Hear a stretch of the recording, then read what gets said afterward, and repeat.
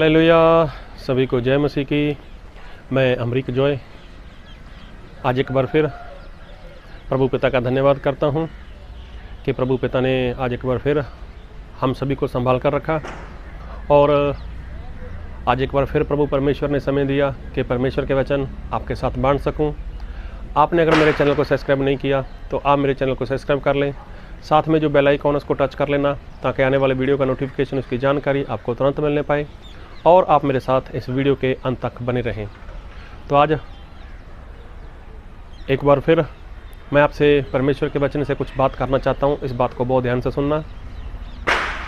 परमेश्वर ने जब इस पृथ्वी की रचना की और सब कुछ परमेश्वर ने बना दिया, तो परमेश्वर ने आखिर में जाकर जब इंसान को बनाया, और बाइबल में ऐसा लिखा है कि परमेश्वर ने इंसान को मिट्टी से बनाया और अपने हाथों से बनाया।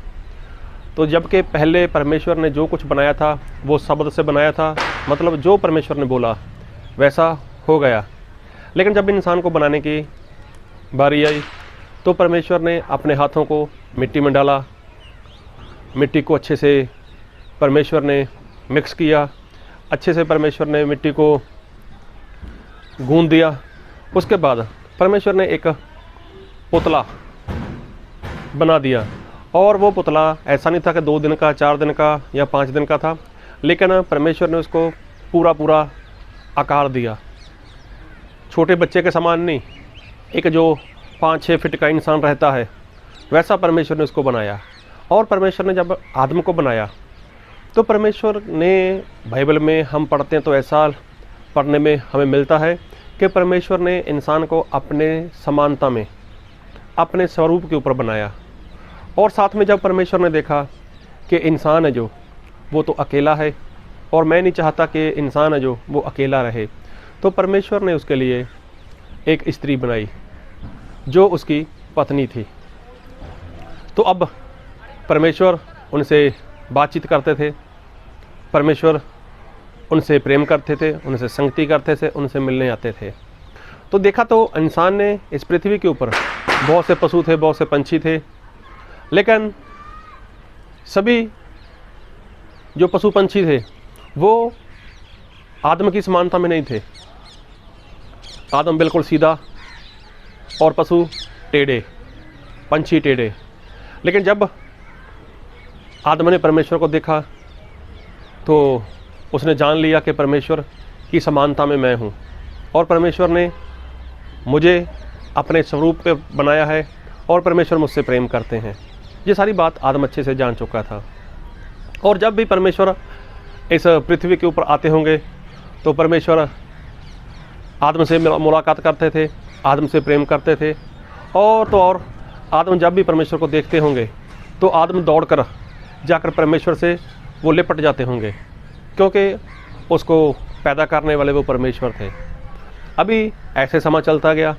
सभी लोग जानते हैं कि परमेश्वर ने आदम को आज्ञा दी थी कि अदन वाटिका में जितने भी पेड़ हैं और जितने भी पेड़ फल देते हैं सभी का फल खाना, लेकिन जो भले और बुरे का ज्ञान का पेड़ है उसका फल नहीं खाना। तो ये बात बहुत पुरानी हो चुकी है। सभी लोगों को मुँह जुबान याद है कि आदम ने वैसा कर लिया। आदम ने, हवा ने वो गलती कर दी। उन लोगों ने, मतलब वो जिस बात से परमेश्वर ने मना किया था वो फल खा लिया। लेकिन फल खाने के बाद क्या हुआ कि अब उनके जीवन में पाप आ गया था। अब उनको पता चल गया था कि हम नंगे हैं। अभी क्या करें? अभी वो नंगे हो चुके थे, उनके जीवन में पाप आ चुका था और अब वो परमेश्वर से छुप कर रहने लगे। अभी देखो, पाप की वजह से जो आदम था वो परमेश्वर से छुप कर रहने लगा। लेकिन जब परमेश्वर आए मिलने के लिए तो अभी आदम और हवा छुपे हुए थे। तो परमेश्वर ने आवाज़ लगाई, हे आदम, आदम, आदम। अभी परमेश्वर की आवाज़ सुनकर आदम डर गया और परमेश्वर ने बोला, आदम तू कहाँ है? तो आदम ने क्या बोला कि परमेश्वर, मैं नंगा हूँ, मैं नंगा हूँ और मैं आपकी आवाज़ सुनकर डर गया, इसलिए मैं छुप कर बैठा हूँ। तो परमेश्वर ने बोला, आदम, नंगा तो तू पहले दिन से ही था। जब मैंने तुझे पैदा किया तब तो कभी छुपा नहीं, तब तो आकर मुझसे लिपट जाता था। आज किसी ने बता दिया तुझे कि तू नंगा है, क्या तूने वो फल तो नहीं खा लिया जिस फल से मैंने मना किया था? अभी देखो आदम ने क्या बोला, परमेश्वर जो स्त्री आपने मुझे दी उसी स्त्री ने मुझे फल खिलाया है। मतलब आदम ये कहना चाहता है, परमेश्वर मैं गलती नहीं करने वाला था, मैं पाप नहीं करने वाला था, लेकिन अगर आप मुझे स्त्री ना देते तो मैं कभी भी ये फल नहीं खाने वाला था, लेकिन गलती आपकी है, आपने मुझे स्त्री दी इसलिए ऐसा हुआ। उसका कहने का मतलब यही था कि मैंने कौन सा आपको बोला था कि आप मुझे स्त्री दो, मैंने कौन सा बोला था कि आप मुझे मतलब मेरी सहायक दो। तो उसके कहने का मतलब ये था।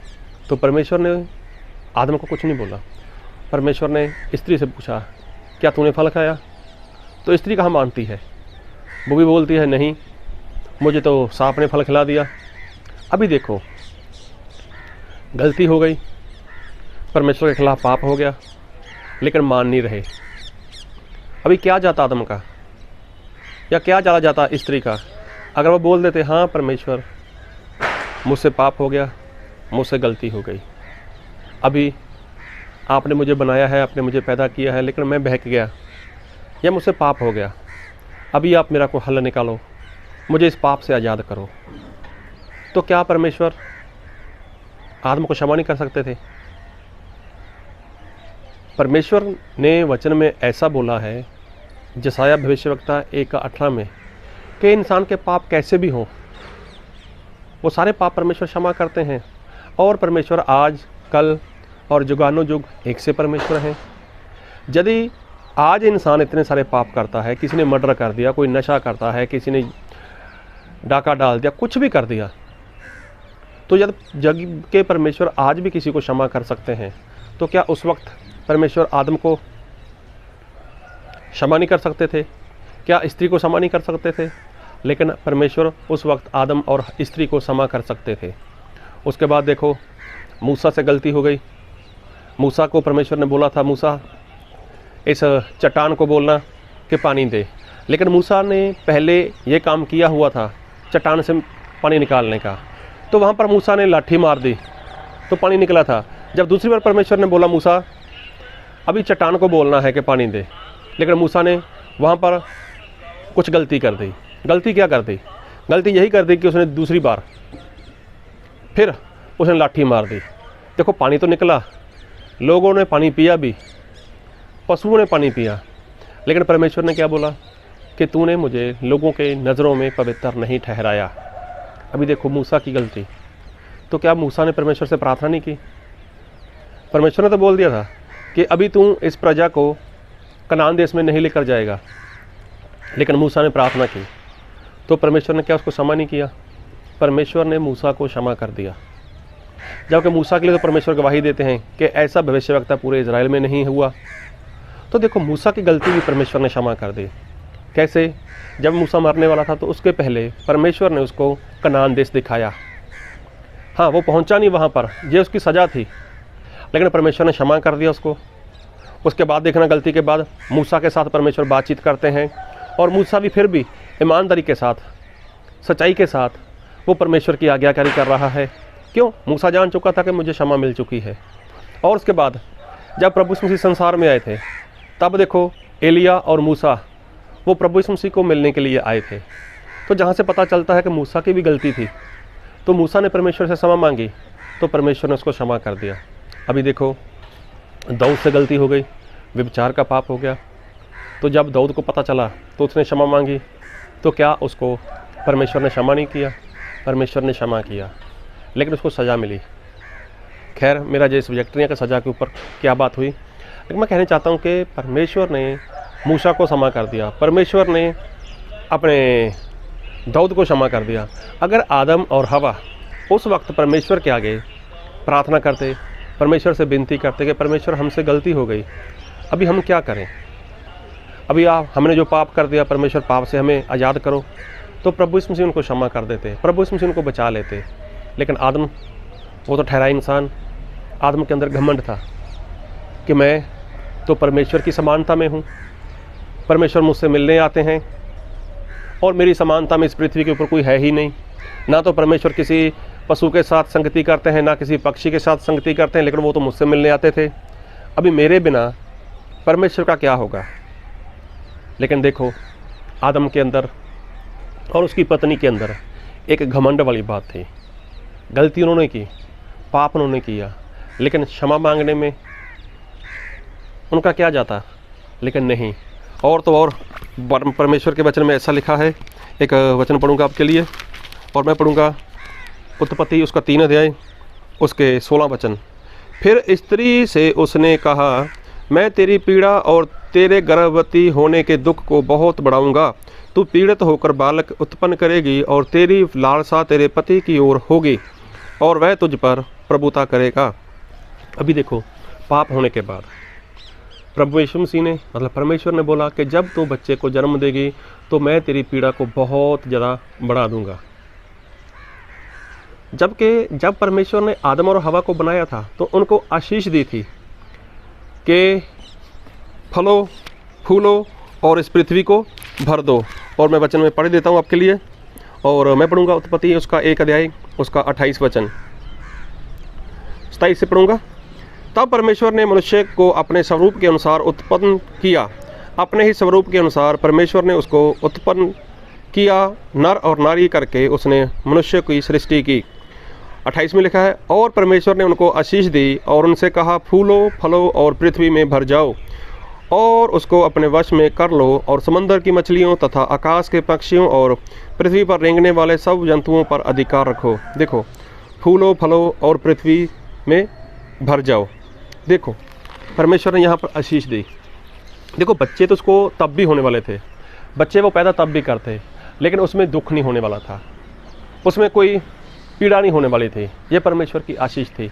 लेकिन पाप होने के बाद परमेश्वर ने बोल दिया कि आज से, अब से बच्चे तो तू पैदा करेगी, लेकिन अब तेरे बच्चे पैदा करने के साथ जो दुख होगा, वो उसकी जो पीड़ा होगी, तो उस पीड़ा से तुझे पता चलेगा कि तूने पाप किया है और तेरे से गलती हुई है। अभी देखो, फिर लिखा है, फिर पढ़ूंगा 3 का 16। फिर स्त्री से उसने कहा, मैं तेरी पीड़ा और तेरे गर्भवती होने के दुख को बहुत बढ़ाऊंगा। तू पीड़ित होकर बालक उत्पन्न करेगी। देखो, तू पीड़ा के साथ बच्चे को जन्म देगी और तेरी लालसा तेरे पति की ओर होगी और वह तुझ पर प्रभुता करेगा। मतलब तेरे पर वो हुकूमत करेगा, तेरे पर वो मतलब तुझ पर आज्ञा चलाएगा तेरा पति। ये किसके लिए बोला? स्त्री के लिए बोल दिया। फिर आगे लिखा है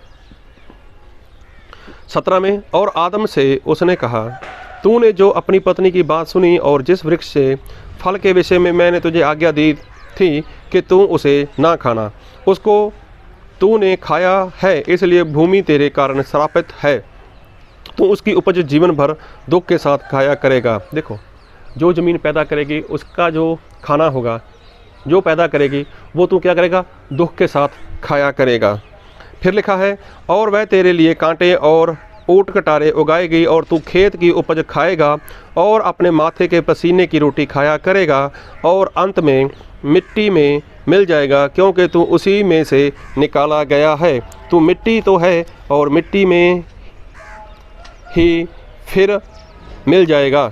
अभी देखो, यहाँ पर लिखा है कि जो परमेश्वर है उसने आदम को बोल दिया कि देख, पृथ्वी तेरे कारण श्रापित हो चुकी है और पृथ्वी से अब जो भी पैदा होगा, जो भी अनाज पैदा होगा, जो भी पैदा होगा, तो अभी क्या है, तू उसको खाएगा। लेकिन उसके लिए क्या करना पड़ेगा? तुझे कुछ काम करना पड़ेगा। और साथ में क्या करना पड़ेगा? तुझे काम तो करना ही पड़ेगा, लेकिन उसके बाद लिखा है कि तू पसीना बहाएगा। तू दुख के साथ काम करेगा, खेत में काम करेगा, और उसके बाद लिखा है कि तू पसीना बहाएगा। और लिखा है जीवन भर दुख के साथ तू खाया करेगा। तो देखो, ये बात आदम को परमेश्वर ने आज से बरसों पहले बोल दी थी। अभी देखो, उसके बाद आदम को और हवा को बच्चे हुए। तो बच्चे कौन से आसानी के साथ हो गए होंगे? तो जब स्त्री ने बच्चे को जन्म दिया होगा तो क्या उसको पीड़ा नहीं लगी होगी? पीड़ा लगी होगी, दुख आया होगा। तो उसका पति क्या उसके ऊपर प्रभुता नहीं करता होगा, उसको डांटता नहीं होगा, उसके ऊपर हुकूमत नहीं करता होगा। तो पत्नी की आंखें खुलनी चाहिए। तो पति है जो, अभी पति भी जो आदम था वो उसका पति था, वो क्या करता था, वो भी जाता था बाहर ज़मीन में खेत में जाया करता था, काम करता था, वहाँ पर उसको पसीना आता था और इतनी मेहनत करता था कि दुख के साथ वो खाना खाता था। लेकिन इतना कुछ होने के बाद भी आदम और हवा वो परमेश्वर के पास वापस नहीं आए, वापस नहीं आए। उन्होंने दुख उठाया, उन्होंने पीड़ा उठाई, उन्होंने पसीना बहाया। मान लो आदम और हवा गलती ना करते तो क्या वो पसीना बहाता, क्या वो दुख के साथ खाना खाता? कभी नहीं खाता। आपका जवाब सही है कि उसको पसीना बहाने की ज़रूरत नहीं थी।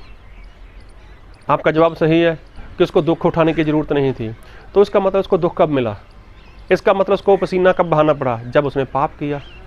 और परमेश्वर ने तो पहले से बोल दिया था कि ऐसा ऐसा होगा, अब ऐसा ऐसा होगा कि तू ऐसा करेगा और तेरे साथ ऐसा होगा। तो क्या आदम और हवा परमेश्वर के पास लौट कर आए? नहीं लौट कर आए। क्यों? क्योंकि उनके अंदर एक घमंड वाली बात दिखाई देती थी, हमें परमेश्वर की ज़रूरत नहीं। अभी परमेश्वर किसके साथ संगति करेंगे? परमेश्वर किसको मिलने आएंगे? तो उनके अंदर एक घमंड वाली बात आ गई थी। पाप करने के बाद उनके अंदर एक घमंड वाली बात थी, और वो घमंड ऐसा था कि मुझे परमेश्वर की ज़रूरत नहीं है। इसलिए देखो उसका हाल बुरा हो गया, उसकी पत्नी का हाल बुरा हो गया, लेकिन वो परमेश्वर के पास लौटकर नहीं आए। और बाइबल में लिखा है, एक वचन पढ़ूंगा, उत्पत्ति 5 अध्याय उसका 5 वचन। इस प्रकार आदम की कुल आयु 930 वर्ष की हुई, तत्पश्चात वह मर गया। देखो 930 साल का आदम हो गया था। अभी देखो 930 साल पाप करने के बाद 930 साल तक वो रहा, लेकिन 930 साल तक कितना दुख उठाया होगा उसने, अरे कितना पसीना बहाया होगा उसने, कितनी मेहनत की होगी उसने, लेकिन वो आदम परमेश्वर के पास लौटकर नहीं आया। क्यों? क्योंकि मुझे लगता है कि उसके अंदर कहीं ना कहीं ऐसा घमंड आ चुका था कि मुझे परमेश्वर की ज़रूरत नहीं, क्योंकि परमेश्वर तो मेरे पास आते थे, परमेश्वर तो मुझसे संगति करते थे, परमेश्वर तो मेरे साथ बातचीत करते थे, पशु पंक्षी के साथ कौन सी बातचीत करते थे। तो देखो, जो मेरा मानना है कि आदम के अंदर पाप करने के बाद ऐसा घमंड आ चुका था, ऐसा घमंड आ चुका था जिसने उसकी आँखों को अंधा कर दिया था, जिसने उसकी बुद्धि को भ्रष्ट कर दिया था। इतना कुछ उसके जीवन में हो रहा है, दुख आ रहा है, उसकी पत्नी परेशान हो रही है, पति और पत्नी के बीच में अनबन हो चुकी है, उसके बेटों ने, एक बेटे ने दूसरे बेटे का मर्डर भी कर दिया, लेकिन फिर भी उसकी आंखें नहीं खुल रही। देखा जाए वो परमेश्वर के पास लौटकर नहीं आ रहा। उसका कारण यही था कि मेरे हिसाब से आदम के अंदर, हवा के अंदर एक घमंड था जो परमेश्वर के पास उनको लौटकर नहीं आने दे रहा था। तो आज भी बहुत से लोग ऐसे हैं, उनकी हालत बहुत बुरी हो चुकी है, भयानक सी हालत हो चुकी है, लेकिन शत्रु शैतान ने उनका बुरा हाल कर दिया। लेकिन आज लोग परमेश्वर के पास लौटकर नहीं आना चाहते। तो कहीं आप उनके बीच में तो नहीं? आपके हालात कैसे हो चुके हैं? आपके घर के हालात कैसे हो चुके हैं? पति और पत्नी के बीच में अनबन है, आप भी बहुत मेहनत करते हो, पसीना बहाते हो, लेकिन आपका पैसा डॉक्टर खा रहे हैं। ये सब कुछ देखो, अगर ऐसा आपके साथ हो रहा है तो आपको ज़रूरत है सिर्फ़ और सिर्फ प्रभु यीशु मसीह के पास आने की, परमेश्वर के पास आने की। अगर आप मसीह में आए, परमेश्वर में आए, उसके बाद आपके हालात ऐसे हो चुके हैं, तो देखो कहाँ पर आपने गलती कर दी और कहाँ पर ऐसी बात है जो आप अपने पाप को मान नहीं रहे। तो आदम के अंदर तो घमंड था, उसकी पत्नी के अंदर तो घमंड था पाप करने के बाद, इसलिए वो परमेश्वर के पास नहीं आए और 930 साल की आयु में आकर आदम मर गया, लेकिन वो परमेश्वर के पास लौटा नहीं। तो देखो, पाप करने के बाद इंसान के अंदर ऐसी बात हो जाती है, लेकिन परमेश्वर वो सभी से प्रेम करते हैं। परमेश्वर ने आदम से प्रेम किया और आदम ने चाहे पाप भी कर दिया था तो भी परमेश्वर चाहते थे कि ये मेरे पास लौट आए और मैं इसके हालात बदल दूंगा। परमेश्वर आपसे भी प्रेम करते हैं, आपके भी कैसे भी हालात हैं, तो परमेश्वर आपके हालात को बदल सकते हैं। लेकिन ज़रूरत है कि आप परमेश्वर के पास लौट कर आओ। तो प्रभु आपको बहुत आयत की आशीष दे। आमीन।